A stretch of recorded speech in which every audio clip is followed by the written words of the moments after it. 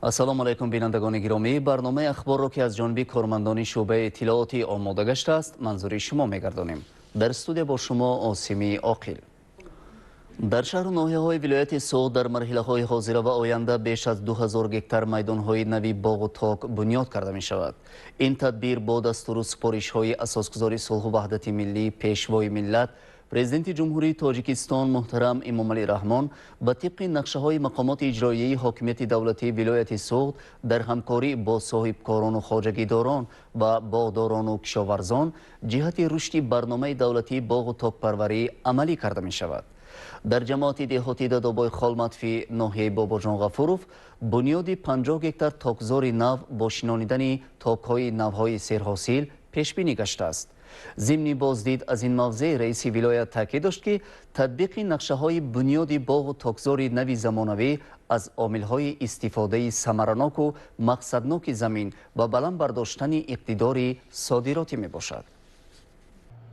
дар вилояти Суғд дар самти бунёди майдонҳои нави боғу ток ва барқарорсозии боғоту токзори кӯҳнаву фарсуда гашта тадбирҳои воқеӣ амалӣ мегарданд. ин тадбир бо дастуру ҳидоятҳои асосгузори сулҳу ваҳдати миллӣ пешвои миллат президенти ҷумҳурии Тоҷикистон муҳтарам Эмомалӣ Раҳмон ва бо мақсади таъмини барномаи давлатии рушди соҳаи боғу токпарварӣ аз ҷониби мақомоти иҷроии ҳокимияти давлатии вилояти Суғд, мақомоти иҷроии маҳаллӣ, шаҳру ноҳияҳо дар якҷоягӣ бо соҳибкорону шарикони ҳамкор бароҳ монда шуда тибқи нақшаву ҳадафҳои рушд дар ин марҳила дар ҳама шаҳру ноҳияҳои вилояти Суғд бунёди беш аз 2000 гектар майдонҳои боғу ток пешбинӣ гашта иқдомҳо дар ин самт оғоз меёбанд. дар ноҳияи Бобоҷон Ғафуров дар 50 гектар заминҳои агентии таъминоти амволи махсусӣ корхонаи давлатии кишоварзии ҷамоати деҳоти Додобои Холмат токзори нав бунёд карда мешавад.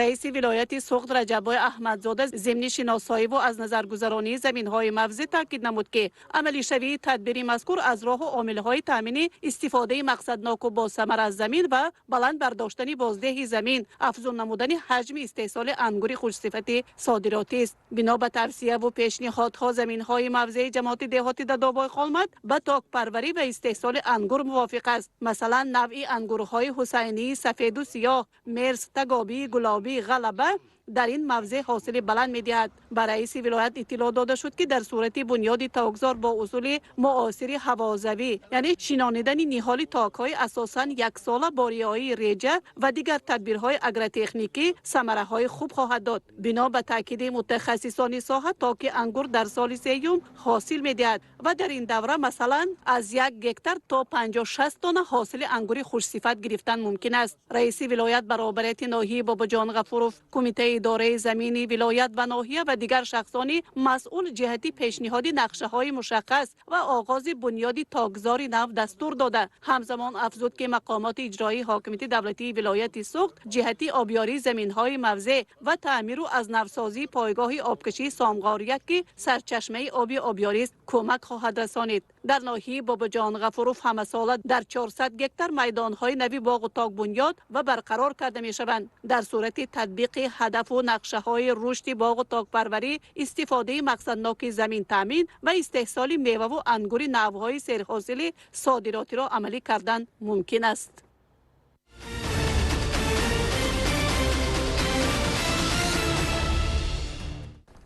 дар шаҳру деҳоти Панҷакент ба истиқболи 30-солагии истиқлолияти давлатии ҷумҳурии Тоҷикистон корҳои азими созандагӣ бо маром пеш меравад. дар доираи корҳои бунёдкорӣ дар ин минтақаи водии Зарафшон бунёди корхонаҳои саноатӣ иншооти таъйинотшон гуногун ба нақша гирифта шуда корҳои сохтмонӣ дар аксар иншооти ҷашнӣ бо суръат идома дорад. раиси вилояти Суғд Раҷаббой Аҳмадзода зимни сафари кории худ ба ин минтақаи водии Зарафшон аз корҳои ободонӣ ва кишоварзӣ дида намуд.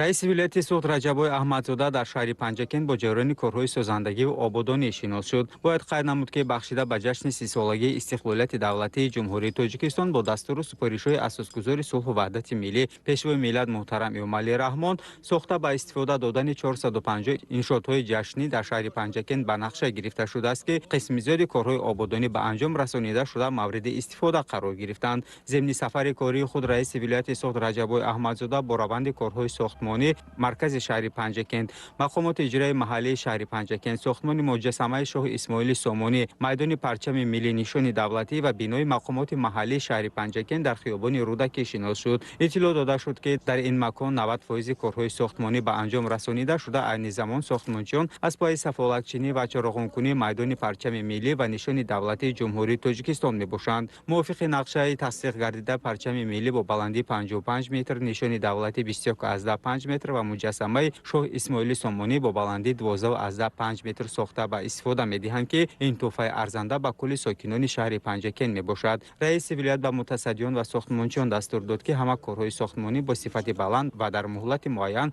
با محصولات ساختمانی وطنی و با نقش نگار ملی به استفاده داده شود. همچنین در نزد میدان مذکور با اشتراک رئیس ولایت سوخت رجب احمدزاده نهال شنانی درختان آرایشی و همیشه سبز آغاز گردید. رهبر ولایت دستور داد که در برابر درختان آرایشی همچنین گل و بوته‌های محلی شنانیده شده پایه‌ها نصب کرده شوند و میدان مذکور با لامپ‌های دیودی آرایشی آرا داده شود. در شهر پنجکند امروزها با دستور و سپارش‌های اساسگذار صلح و وحدت ملی پیشوای ملت جناب عالی محترم امام رحمان و تشبث رئیس ولایت سوخت یک خطار کارهای آبادانی ادامه دارد. طبق نقشه چهاربینه‌های جشن 30 ساله استقلالیت دولتی جمهوری تاجیکستان در شهر دیهات پنجکند زیاده از 405 انشاءات به نقشه گرفته شده بود که بر زیاد با انشاءات‌های غیر نقشه‌ای به اجرا رسید. عین حال در شهر پنجکند امروزها کارهای آبادانی علاوه خصوص در نزد بینای مقامات اجرایی محلی حاکم دولتی شهر پنجکند بنیادی مجسمه نوی شاه اسماعیل سامانی، پرچم دولتی و نشان دولتی ادامه دارد. اینچنین در مرکز شهر ساختمان بینای مکتب به رقم 47، بینای تولدخانه شهری، بینای حفظ اجتماعی و شغل اهالی، مجسمه کتاب در مرکز شهر ادامه دارد. اینچنین در درآمدگاه شهر پنجکند از جانب سمرقند دروازه غربی شهر بنیادی تالار مجلسگاه و کتابخانه یا آشخانه در نزد مکتب میانه رقم 72 شهرک سرز ادامه دارد. غیر از این در کوچه خیابان‌های شهر پنجکند اینچنین چراغانکنی، گلزارکنی و امروزها آغاز شده است. نهالچنانی رفته ایستاده است. در ادامه سفر کاری خود رهبریت ولایت همچنین با کارهای آبادانی ورزشگاه مرکزی شهر پنجکند شناس شده دستور داد که کارهای آبادانی در ورزشگاه مذکور در مهلت معین به انجام رسانیده شده. شماره جایهای نشست با استفاده از محصولات با صفت بیشتر کرده شده برای ورزشگران شرایط فراهم آورده شود تا جوانان توانسته باشند پیگیر طرز حیات سالم باشند. قید گردید که عین زمان ورزشگاه مرکزی شهر پنجکند امکان دارد 5000 نفر را جای کرده باشد و برای تعمیر و زیاد کردن نشستگاه های آن از حساب مقامات محلی مبلغ جدا شده است. بخشیده به جشن 30 سالگی استقلالیت دولتی جمهوری تاجیکستان برای کارمندان شعبه منطقوی مبارزه بر ضد جنایت‌های متشکل جمهوری تاجیکستان در شهر پنجکند، بینای نوبنیاد شغل اهالی در شهر پنجکند که در این انشاءات‌ها کارها به پورگی به انجام رسانیده شده است، دیده نمود. همچنین رئیس ولایت سوخت رجب احمدزاده در مرکز شهر پنجکند با کارهای ساختمانی بینای الوگی مؤسسه تحصیلات میانه عمومی رقم 47 شناس شد. برابریت ولایت اطلاع داده شد که کارهای ساختمانی عین زمان ادامه دارد و مؤسسه مذکور برای 904 خواننده در 2 بست پیش بینی شده. در نقشه است که در داخل آن کتابخانه، آشخانه، تالار ورزشی، صنفخانه‌های الهیده کسب و هنر و 20 صنفخانه‌های فنی بنیاد می‌گردد. در مؤسسه نوی که امروز ساخته شده است در 2 بست 904 نفر خوانندگان تحصیل می‌نمایند که از محله‌های قاقوری و قینرات‌های شهر تحصیل می‌نمایند. ما امیدواریم که در ماه‌های نزدیک مؤسسه‌مون پرره بیناش با ساختمانش به آخر میرسد و ما خوانندگان مؤسسه‌مون رو در راهی وطن دوستی، خودشناسی، مهنت دوستی تربیت کرده نسل نورس رو با تمام طلبات زمانه به پایان میرسونیم و تعلیم و تربیت میدهیم.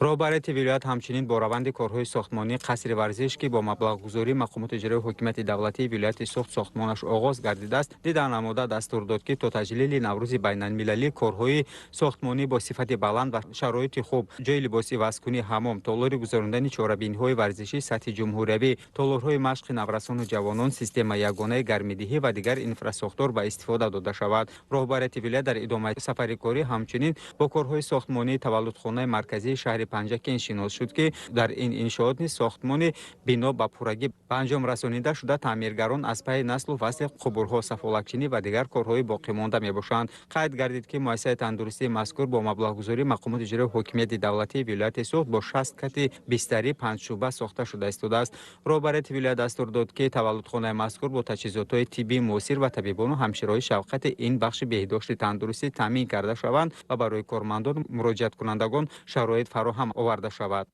با دستاوردهای 30 سالگی استقلالیت جمهوری تاجیکستان با دستگیری بفرسته پیشوای معظم ملت پرزیدنت کشور عزیز ما محترم امامعلی رحمان باز یک بینای علاوگی مؤسسه دولتی توکلی شهری ساخته به اتمام رسانده شده ایستاده است که دارای 60 کات می باشد. بینایی که تولدخانه حاضر کار فعالیت دارد 80 کات به عبارت است. باز من بینای علاوگی 60 کات علاوگی با ما ساخته داده ایستادند که اینم باز یک خدمت رسانی با ساحه مادر و کودک که شهر و دیهاتی نوی پنجکین یک دستاوردهای بلند می باشد. بیمارخانه از 5 شعبه عبارت است: شعبه قبول، شعبه زایشگاه، شعبه مادر و کودک، شعبه آرزوی حامله‌داران و شعبه امراض زنانه. بخشیده به جشن 30 سالگی استقلالیت دولتی جمهوری تاجیکستان در سالهای رشد دهات، سیاحی و هنرهای مردمی در برابر دیگر ساختمانها همچنین از جانب صاحبکار محلی دلیر همروقلوف در خیابان رودکی شهر پنجکین مهمانخانه زمانوی عبارت از 6 آشیانه ساخته شده است که در این انشاءات نیز 90% کارهای ساختمانی به انجام رسانیده شده است. رهبر ولایت ضمن بازدید از این انشاءات مذکور قید نمود که پنجکین یک از شهرهای تاریخی کشور میباشد و تجلیل جشن 5500 سالگی سررسم بار دیگر تصدیق نمود که ملت تاجیک ملت کهن بنیاد و صاحب تاریخ و فرهنگ بای و قدیمه میباشند که روز از روز شماره سیاحان خارجی زیاد گردیده ایستاده است و بنیاد مهمانخانه‌های زمانوی ضرور میباشد. رئیس ولایت سوخت رجبای احمدزاده به متصدیان دستور داد که در کنار مهمانخانه فواره‌ها، شرشره، مغازه فروش محصولات هنرهای مردمی ساخته شود. قید گردید که سمت دیگر صاحبکار محلی که این جلب سیاحان خارجی میباشد دارای شرکت سیاحی اوریانت اینونتور میباشد که سالهای اخیر در کشور همچون شرکت بهترین سیاحی دانسته شده است و برای سیر و گشت سیاحان در حدود شهر پنجکین 2 اتوبوس مخصوص نیز فعال می باشد. بخشیده به جشن 30 سالگی استقلالیت و ما یک مهمانخانه زمانوی ساخته به استفاده دادنی هستیم. مهمانخانه ما از 70 جای خواب بوده با هم شرایطش یک کمیته با مرکز سودا خدمت رسانی از دیگر آشیانه‌هاش همه جای برای مهمان‌های سیاحی خارجی داخلی. پنجکین یکی از شهرهای تاریخی است که 5500 سالگی دارد. اینجا سیاحان بسیار می‌آیند و همون خاطری همون است که ما مهمانخانه ساخته به استفاده دهیم. در همین کوچه مرکزی شهر صاحبکار محلی بینای استقامتی 9 آشیانه را بنیاد نموده است که از 80 خانه‌های 1، 2، 3 و 4 حجرگی عبارت میباشد. برای ولایت اطلاع داده شد که در نظر است در قبط اول بینای مذکور مرکز سودا، درمانگاه دندان پزشکی، سرتراشخانه، کاشانه حسنی زنانه با 20 جای کاری، در قبط پایانی آن توقفگاه نقلیاتی برای 50 ماشین‌های سبکروی ساکنان مورد استفاده قرار میگیرد. رهبر ولایت دستور داد که گرد و اطراف بنا چراغان و در کنار آن میدانچه‌های ورزشی برای نورسان و جوانان ساخته شود. دانشگاه دولتی آموزگاری شهر پنجکین که در نزد آن پارک تکنولوژی معرفت پرور عمل میکند توانسته است در برابر تحصیل به دانشجویان خود کسب و هنر را در سیخ‌های مخصوص با هنرهای دوزندگی، بافندگی، کلالگری، استحصال محصولات ساختمانی و غیره جلب نماید. در سیخ استحصال محصولات ساختمانی 20 نفر با جای کار تامین گشته 8 نمود محصولات بتونی و گاز بتونی استحصال می‌نمایند که محصولات زیاد دارد. در سیخ دوزندگی باشد استادانی با تجربه با استفاده از 150 ماشین‌های درزوزی ژاپنی به جوان دختران هنرهای دوزندگی می‌آموزند. سال روان با درخواست شعبه معارف شهر پنجکین برای مؤسسه‌های تعلیمی لباس‌های یگانه مکتبی و با درخواست کارخانه‌های صنعتی و ساختمانی لباس‌های کاری دوختند. در اساس دستور سپارش‌های اساسگذار صلح و وحدت ملی پیشوای ملت محترم پرزیدنت جمهوری تاجیکستان امامعلی رحمان برای تعلیم و تربیت درست دادن دختران و جوان دختران در نزد دانشکده آموزگاری تاجیکستان در شهر پنجکین سیخ دوزندگی گشوده شد که در آن دانشجو دختران ما در وقت‌های خالگی خود پس از درس‌ها با کسب دوزندگی مشغول می‌شوند. در دانشکده آموزگاری تاجیکستان در نزد پنجکند بغیر از سیخ دوزندگی باز با هنرهای مردمی با محفل بافندگی مشغول می‌شوند که به آن آموزگاران 10-15 نفر آموزگاران متصدی کرده شدند. برای در دوزندگی به دانشجو دختران یا دادن کسب دوزندگی در اینجا 80 نفر استادهای بالیاقت و ماهر جمع کرده شدند و هم با جای کاری تامین کرده شدند، هم برای آموزاندن کسب دوزندگی به دانشجو دختران دانشکده ما کمک می‌رسانند. جوان دختران همچنین امکان دارند در پارک تکنولوژی با هنرهای بافندگی مشغول باشند و در این محفل آموزگاران برایشان از هر گونه رشته‌ها و متاهای نولازم بافتن گیلم و بازیچه‌ها را می‌آموزند که محصول دستانشان به ساکنان پیشنهاد کرده می‌شود. در برابر سیخ‌های قید گردیده همچنین پارک تکنولوژی نزد دانشگاه آموزگاری شهر پنجکند دارای 100 گکتار زمین کشاورزی میباشد که در برابر متصدیان دانشجویان نیز در این زمین‌ها مهنت کرده محصولات گوناگون کشاورزی کش نموده حاصل آن را با استفاده از تکنولوژی معاصر خشک کرده به شهر مسکو فدراسیون روسیه صادرات می‌نمایند. با گفته معاون رکتور دانشکده مذکور دانشجویان به کار جلب شده هر ماه معاش می‌گیرند. با مقصد بلند برداشتن و طلبات عایدی صنعتی کنونی مملکت در مقیاس جمهوری رهبریت دانشکده آموزگاری تاجیکستان در شهر پنجکند نیز در اساس دستور سپارش‌ها و دستگیری‌های اساسگذار صلح و وحدت ملی پیشوای ملت محترم پرزیدنت کشور امامعلی رحمان پارک تکنولوژی را تأسیس داد و در نزد این پارک تکنولوژی تمام زمین‌هایی که در نزد دانشکده زیاده 100 گکتار فعالیت می‌برند، تمام محصولات سبزیجات میوه‌ها در همین زوادی که ما قرار داریم در اینجا کارکرد کرده می‌شود و ما تیار کردن میوه و سبزیجات ها خشک کردنش چخیل کرده آن را در مجموع بسته بندی کرده آن را به فروش میبراریم.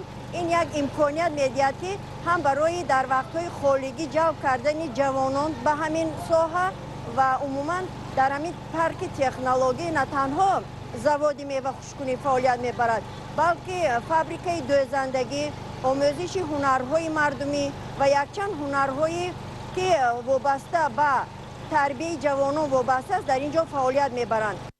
در صنفخانه دیگر باشد متخصص از جمهوری قزاقستان که کارمند پارک تکنولوژی مذکور می باشد با جوان دختران رسم کشی و نقش نگار کشی در روی ظرفها را می‌آموزاند. ظرفهای استحصالیشان به سیاحان و مهمانان پیشنهاد می شود که آن نیز خریداران زیاد دارد. رهبریت ولایت به رکتور دانشکده آموزگاری شهر پنجکند برای رئیس شهر پنجکند دستور داد که کلالگری، خشکانیدن میوه، بنیاد سیخ‌های ایلوگی، دوزندگی، وسیع کردن سیخ استحصال محصولات ساختمانی بیشتر کرده شود تا جوانان با جای در وقت تحصیل تامین شوند. Данная аудитория студенты занимаются изобразительным искусством, рисуют на холсте сейчас вот и на тарелке, это сувенирные тарелки, акриловыми красками. Первый, второй, третий курс по программе. Вот сейчас благодаря нашему ректору создали все условия. Ребята работают, хорошие результаты показывают. رهبریت ولایت در ادامه همچنین با روند کارهای ساختمانی و سازندگی در منطقه نزد سرحدی با ساختمان دروازه شهر پنجکند شناس شده برای رئیس شهر پنجکند و سرمعمار و متصدیان دستور داد که همه کارها با صفت بلند و نقش و نگار ملی چراغانکنی کنارهای راه، شنانیدن درختان همیشه سبز و سایه‌افکن و گل‌های آرایشی شنانیده شده در مهلت معین یعنی تا تجلیل جشن نوروز بین‌المللی مورد استفاده قرار داده شود. قدرت‌الله رحمت‌اللهیف، علیشیر نیازов, Azam Sharipov. اخبار.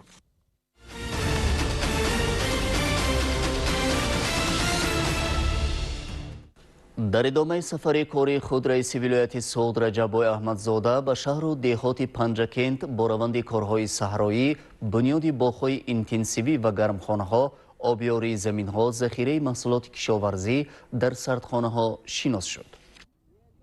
در شهر پنجکند با مقصد عملی نمودن دستور و سپارش‌های اساسگذار صلح و وحدت ملی پیشوای ملت محترم امامعلی رحمان در سمت ثمراناک استفاده بردن زمین‌ها و دوسه حاصل گرفتن از آن تدبیرهای سودمند عمل می‌گردد. رئیس ولایت سوغد رجبای احمدزاده ضمن سفر کاری خود به شهر پنجکند با روند کارهای صحرایی، بنیاد باغ‌های اینتنسیوی، گرمخانه، سردخانه و ذخیره محصولات کشاورزی شناس شد با مقصد تامین امنیت عضوقواری و بنیاد 2000 گکتار باغ‌های نو اینتنسیوی از حساب باغ‌های کهنه و زمین‌های заминҳои бекорхобида бо дастури раис вилояти суғд дар деҳоти ёрии ҷамоати дашти қозӣ 5 гектар боғу тогзор бунёд шуда истодааст ки дар маъракаи ниҳолшинонии он раис вилояти суғд иштирок намуда бо сокинону кишоварзон мулоқот намуда қайд кард ки яке аз ҳадафҳои ҳукумати ҷумҳурии Тоҷикистон расидан ба таъмини амнияти озуқаворӣ мебошад. Обу ҳаво ва иқлими кишвар имкон медиҳад ки дар шаҳру ноҳияҳо миқдори заминҳои кишоварзиро зиёд намуда ҳаҷми истеҳсолоти маҳсулоти кишоварзӣ зиёд намоем. Ба роҳбарияти вилоят иттилоъ дода шуд ки тасмим гирифтан дар боғи бунёдшаванда себ, зардолу, олӯи сиёҳ ва дигар намуди ниҳолҳои дарахтони мевадиҳандаро шинонанд. Бо маслиҳати мутахассис аз ҷумҳурии Ӯзбекистон даъват шуда дар боқӣ монда заминҳои мавзеи мазкур чормағзи заминӣ ва тогзор бунёд менамоянд. Мутахассиси даъватшудаи ӯзбекистонӣ зимни мулоқот бо раиси вилояти суғд қайд намуд ки дар ин макон дар баробари дарахтон ҳосили хуби чормағзи заминиро низ гирифтан мумкин аст ки талаботи зиёд дорад. Роҳбарияти вилоят дастур дод ки тамоми корҳои сохтмонӣ оид ба обёрӣ ба бунёди боғи мазкур бо риояи фосилаи байни дарахтон шумораи ниҳолшинонии тавсияшуда дар 1 гектар ва рӯёндани ҳосили хубу хушсифат ҳама тадбирҳо андешида шуда дар якҷойгӣ бо олимони Академияи илмҳои кишоварзии ҷумҳурии Тоҷикистон дар вилояти суғд ин ва дигар боғҳои дар нақша бударо дар мавсим бунёд намоянд. дар ҷамоати деҳоти ёрӣ дар мавзеи дашти қозӣ бунёди боғҳои интенсивиро амалӣ намоянд. Ва ин лаҳза бошад дар ин ҷо тибқи дастуру супоришҳо ва нақшачорабиниҳо гурӯҳи фаъолон ҷамъ омаданд ки дар ин ҷо оғози маросими ниҳолшинонӣ амалӣ карда мешавад. Ва хусусиятҳои ки дар ин ҷо ба нақша гирифтаанд дар ин боғ ба чашм мерасад навъи хуби себҳои гуногун ва чормағз ва олиёи сиёҳ мебошад. Это орехи мы сами производим. Это греческий орех американского производства Чандлер. Это высокоурожайный сорт ореха, который сажается на 8 на 8 или 8 на 6. На гектар идет 160 и 200 до 250 штук. Это дает 4-й год, результат дает на 4-й год. С 4-й года можно собирать урожай. Да. Это орех, стебли низкие, очень малые, быстро ломающие, внутри белый. Мы основном используем это капельное орошение. Здесь можно сделать и капельное орошение, и прямое водное орошение тоже можно делать. Первый, второй, третий год это орехов много требует воды.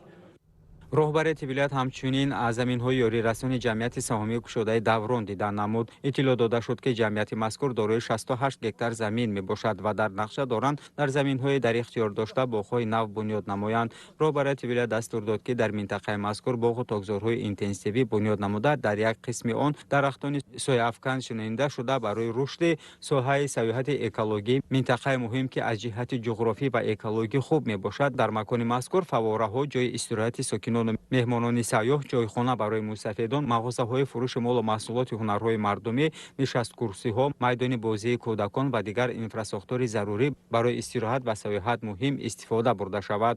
Илова гардид ки дар ин макон барои обёрӣ қатравӣ боғу тогзорҳо ҷои махсуси нигаҳдорӣ об бунёд карда шавад ва на кам аз 50 нафар бо ҷои кори доимӣ таъмин шаванд. раиси шаҳри Панҷакент илова намуд ки дар қисми поёнӣ мавзеи мазкур нияти бунёди сардхона бо ғунҷоиши 10 000 тонна маҳсулоти кишоварзиро доранд. роҳбарияти вилоят қайд намуд ки дар шаҳри Панҷакент барои рушди соҳаи кишоварзӣ имконоти зиёд мавҷуд аст ки баҳри амалӣ намудани ҳидоятҳои сарбари давлат дар самти оқилона истифода намудани ҳар порча замин тадбирҳои судманд андешида шавад. илова гардид ки кишоварзони шаҳру деҳоти Панҷакент дар самти рӯёндани ҳосили фаровони кишоварзӣ таҷрибаи хуб доранд. ҳамчунин ба кишоварзону мутахассисон ва масъулини ҷамъияти саҳомии кушодаи Даврон дастур дод ки бо истифода аз боду ҳавои мусоид корҳои ободонӣ ва ниҳолшинониро оғоз намоянд. тибқи дастуру супоришҳои пешвои муаззами миллат муҳтарам Эмомалӣ Раҳмон соҳибкори инфиродӣ дар шаҳри Панҷакент тасмим гирифтааст дар масоҳати 5 гектар боғу гармхона бунёд намояд ки мақсад сам гузоштан ба зиёд намудани ҳаҷми маҳсулоти кишоварзӣ ва таъмини амнияти озуқаворӣ мебошад. раиси вилоят зимни боздид аз ин макон ба соҳибкор ва кишоварзони ноҳия дастур дод ки дар баробари бунёди гармхона ба боғи интенсивӣ ҳамчунин бо истифода аз заминҳои атрофи он заминҳои боғдориро бештар намоянд. ба гуфти соҳибкор ниятдоранд дар гармхона гулҳои мавсимӣ парвариш намоянд, дар боғи интенсивӣ бошад ниҳолҳои дарахтони мевадиҳандаро шинонанд. дар маҳаллаи рӯдаки шаҳри Панҷакент соҳибкори инфиродӣ Фарҳуд Илёсов сардхонаи зеризаминӣ сохтааст, ки аз 3 анбори нигаҳдории маҳсулоти кишоварзӣ иборат буда, айни замон дар анборҳо хурмо, ангур ва сабзӣ нигоҳ дошта мешавад, ки метавонанд дар мавсим ба бозорҳои шаҳр ба фурӯш бароранд. Роҳбарияти вилоят Зейни Бозид аз сардхонаи мазкур ба соҳибкор барои бунёди сардхонаи зеризаминӣ баҳои баланд дод. Ба гуфти соҳибкор, барои таъмини сокинон ба маҳсулоти тару тозаи хушсифати ватанӣ қисми маҳсулотҳоро аз шаҳрҳои Турсунзода ва Ҳисор ворид намудааст. мо соҳибкори ватанӣ мана дар зери заминӣ 3 сардхона сохтем. Як сардхона якумон 70 тонн 80 тонн сабзӣ мебарад, дуюмаш ба як 25 тонн ангур мебарад. бо сеюмаша сохтем, як соли дигар хурмо оварем. ҳамин маҳсулотҳои бозори ватанӣ таъмин мекунем. ҳамчунин ин маҳсулотҳои ватанӣ ба хориҷи кишвар содирот карда мешавад. Ба хурморо мо аз шаҳри Турсунзода 50% оварем, мондагиаша маҳаллии худомо оварем. Сабзӣ бошад маҳсулоти худомо, ангурам аз тарафи регар. моҳи парварӣ яке аз соҳаҳои сердаромади бахши кишоварзӣ ба шумор рафта, дар шаҳру ноҳияҳои вилоят тибқи дастури супоришҳои пешвои муаззами миллат муҳтарам Эмомалӣ Раҳмон рӯз аз рӯз шумораи хуҷагиҳои моҳи парварӣ зиёд гардида истодаанд. Роҳбарияти вилояти Соғ дар идомаи сафари корӣ ба шаҳри Панҷакент ҳамчунин бо фаъолияти хоҷагии моҳи парварии шаҳри Панҷак шинос шуд. иттилоъ дода шуд, ки дар хоҷагии мазкур 15 нафар бо ҷойи кори доимӣ таъмин шуда намудҳои гуногуни моҳиҳо, ки талабот ба гӯшти парҳезӣ он рӯз аз рӯз меафзояд, парвариш менамоянд. роҳбарияти вилояти Соғ дастур дод, ки бо истифода аз заминҳо ва дастрасӣ ба об, ки дар ин самт танқисӣ надоранд, ҳавзои моҳи парвариро зиёд намуда ҳаҷми истеҳсолотро зиёд намоянд. آب زرافشان قابلیت پرورش ماهی بهترین داره در اینجا و تا حدودی و تا درجه‌ای که میتونه به امید خدا انقدر که کل جمهوری رو اینجا ماهی بده و با صفت بلند. چرا که آب زرافشان همونطور که از نامش برمیاد واقعا زرافشان است و ما این آب آنالیز کردیم، از هر جهت آب برای پرورش ماهی به حدی ماهی رو بامزه میکنه که بعد از طرفی هم که همونطور که میدونید ماهی لقمه حلال و از طرفی هم با ارزش ترین غذایی برای انسانه که هیچ گونه عوارضی نداره، برای که تماما با فایده است. بعد خدا بخواد اینجا بهترین ماهی پرورش دادیم، ما با بهترین هم میشد. خیلی خوشحالم از هر جهت پیشرفتایی که در اینجا شده، دستگیری‌هایی که میشه برای تولید از رئیس محترم ولایت و همچنین رئیس شهر. دقیقاً مشخصه که میخوان تولید افزایش پیدا کنه و بزرگترین چی هم اینجا من دیدم که بالاترینش مقام محترم ریاست جمهوری محترم بسیار علاقه‌مندن که در تاجیکستان از نظر ماهی پروری و از نظر تولید هر جا میبینم که ایشون میرن واقعا خیلی خوشحال میشم. من میبینم که چقدر خوشحالم که تولید افزایش پیدا میکنه. ضمن سفری کاری خود به شهر پنجکند، رئیس ولایت سوغ در مراسم سپردن خانه‌های استقامتی شرکت ورزیده. بهنور غالبجان و جمعه و هیلولا که منزل زیستشان در نتیجه سیل‌فرایی فصل تابستان خراب گردیده بود، کلید خانه‌های نو را تقدیم کرد. رجبای احمدزاده رئیس ولایت سوغ در صحبت با اویلای نورف‌ها و جمعه‌ها تاکید کرد که در پرتو سیاست انسان دوستانه اساسگذار صلح و وحدت ملی پیشوای ملت پرزیدنت جمهوری تاجیکستان محترم امامعلی رحمون برای ضرر دیدگان آفت طبیعی خانه‌های نو بنیاد گردید. دولت و حکومت دائما برای بهتر نمودن شرایط زیست ساکنان تدبیرهای ضروری را عملی نموده، در چنین حالت‌ها شهروندان را پورا دستگیری می‌نماید. اهل این عائله‌ها از این اقدام اظهار شادمانی کرده منتداری صمیمی خود را به پیشوای معظم ملت محترم امامعلی رحمون بیان داشتند.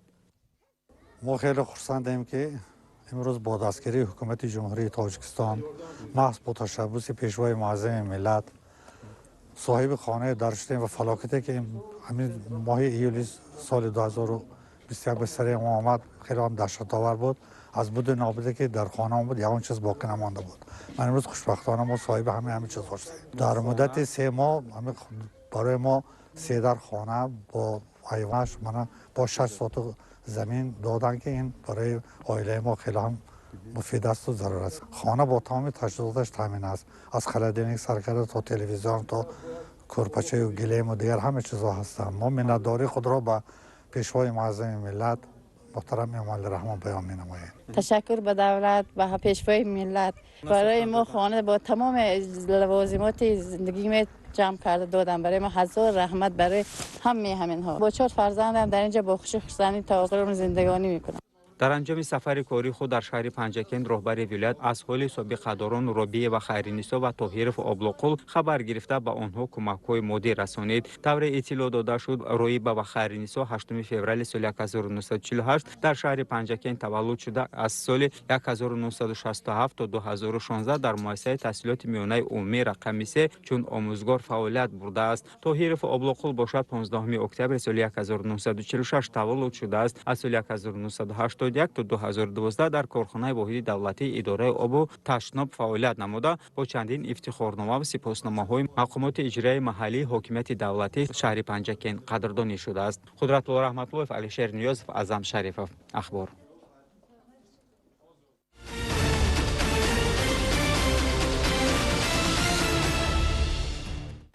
آزمون ولایتی بهترین شعر استقلال جنبست و غالبان معین کرده شدند. این آزمون از جانب مجله پیام صعود اعلام گردیده بود.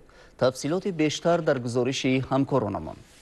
آزمون ولایتی بهترین شعر استقلال که با ابتکار مجله ادبی علمی و عمومی پیام صعود اعلام گردیده بود جنبست گردیده غالبان جاهای افتخاری معین و با تحفه ها قدردانی کرده شدند. از جانب هیئت ایجادی مجله پیام صعود دوام چند سال اخیر در بین ایجادکاران آزمون‌های گوناگون راه‌اندازی شده است و به نظر اهل ادب چنین پدیده‌های نیک از چند زاویه به نفع کار بوده می‌تواند. تصمیم گرفته شد که سال آینده نیز از جانب مجله پیام صعود آزمون ایجادی گذرانده می‌شود. پیام صعود آزمون بهترین شعر استقلال اعلام داشته بود سال روان و در دوام سال در 12 شماره مجله در مقاله مجله 12 شعری بهترینی در موضوع استقلال نشر شده بود و بیشتر جوانان فعال بودند در این آزمون. شورای نظمی مجله پیام صعود با راهبری شاعر خلقی تاجیکستان استاد فرزانه این آزمون را جنبست نمودیم و جای اول در این آزمون شاعری جوان رجب الله کامل، جای دوم رؤیا عثمانی و جای سوم مهران اکرم دانسته شدند. در مهمانسرای پیام صعود که منتظم دایر می‌گردد این نوبت کارمند ریاست فرهنگ ولایت صعود اشتراک و به سوال کارمندان مجله پیام صعود دایر به حیات و فعالیت خود پاسخ داد. مورد به ذکر است که در مهمانی هیئت ایجادی مجله پیام صعود تا به امروز نمایندگان کسب و کار گوناگون اشتراک نموده فشرده صحبت آنها در مجله نشر کرده می شود. این تشبث در برابر انعکاس فعالیت مهنتی چهره‌های گوناگون در تربیت جوانان نورسان در روحیه وطن‌دوستی مهنت پرستی تاثیر عمیق می‌گذارد، زیرا هر نفر به مجله پیام صعود دسترسی دارد و مطالعه آن بر رشد تفکر انسانی مساعدت می‌کند.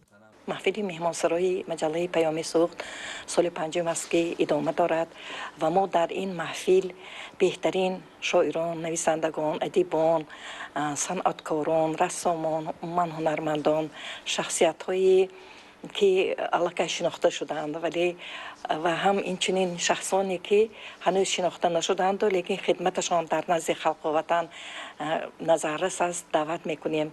سال روان نیز این محفل خیلی نتیجه های خوب را به دست آورد و ما در محفل خود که با اشتراک روزنامه‌نگاران، اهل قلم ولایت، شاعران و نویسندگان و ادیبان، عالمان گذراندیم. این از چند جهت به نظر من بسیار خوب است، هم اهمیت تربیوی هم دارد.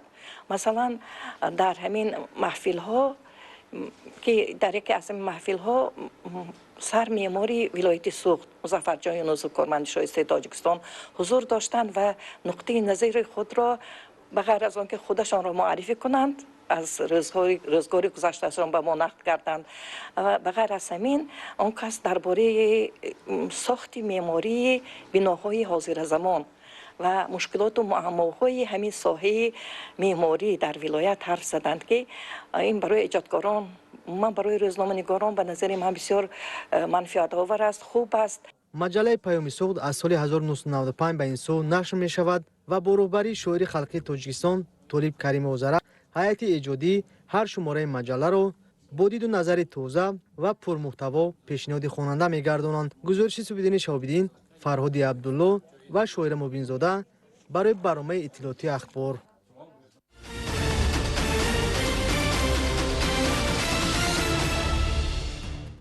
در شهر گلستان بخشیده به 16 روزی علیه خشونت در عائله چاره‌بینی تربیوی و میز مدور در موضوع عائله به زورآوری برگزار کردید.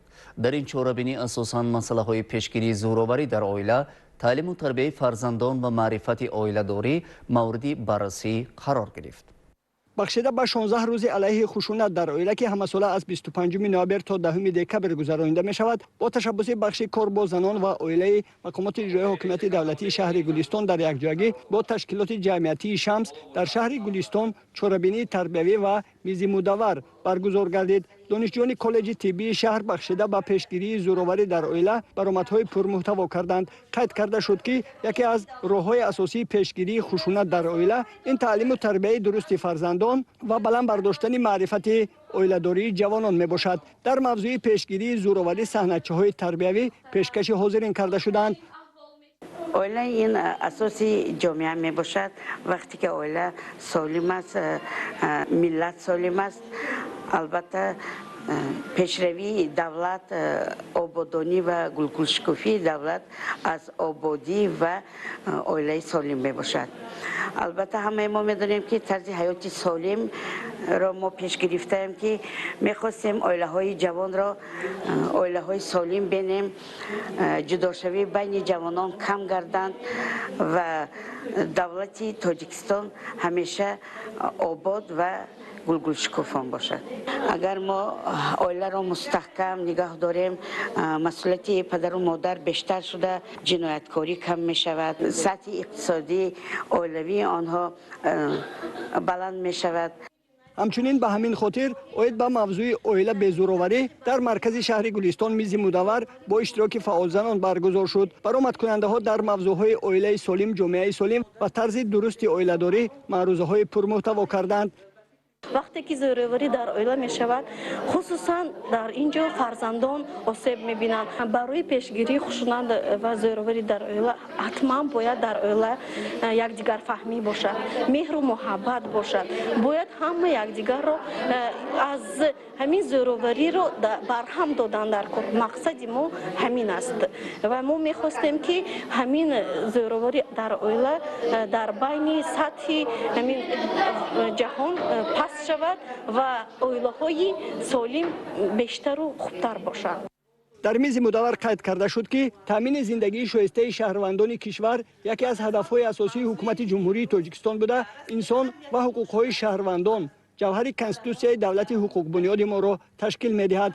از اینجاست که پیشگیری زورآوری و خشونت در عائله و جامعه شهروندی یکی از مسائل مهم محسوب می‌یابد که حل آن در مرکز دقت و توجه پیشوای معظم ملت محترم امام علی رحمان قرار دارد. به خاطر ریشه‌کن نمودن این ظهورات نامطلوب، امروزها مجموع قانون‌ها و چندین سندهای معیاری و حقوقی مورد عمل قرار گرفتند. سبب‌های پیدا شدن خشونت در عائله خیلی زیاد میباشند که این همه به خصلت و خصوصیت‌های زن و شوهر وابستگی دارند، زیرا آنها همدیگر را میفهمند و میدانند که کدام خصلت و رفتار به شوهر یا به زن پسند نیست. مثلا حرمت نکردن همسر خود، حقارت و تحقیر زن در نزد فرزندان و دیگر خصلت‌های ناپسندیده سرچشمه اساسی خشونت در عائله میباشند. قید کرده شد که برگزاری چنین کنفرانس و چاره‌بینی‌های ترغیباتی برای تربیت جوانان و نورسان و عائله‌های جوان از اهمیت خالی نیست و به پیشگیری خشونت در عائله مساعدت می‌نماید.